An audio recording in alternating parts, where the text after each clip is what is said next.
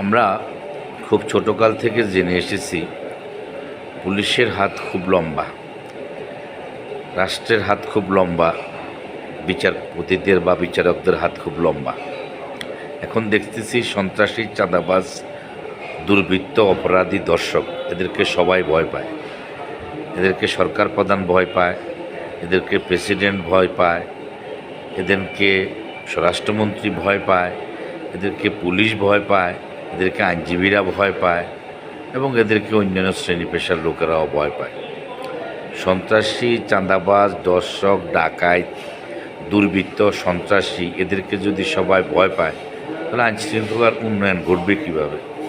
যে অপরাধী বাংলাদেশে সে শাস্তি পায় না, বিচারের বাণী নীরবে নিবৃত্তে কাঁদে। অপরাধীরা শাস্তি পাইলে দেশে আইনশৃঙ্খলার অনেক উন্নয়ন ঘটত এবং জাতির উপকার হতো।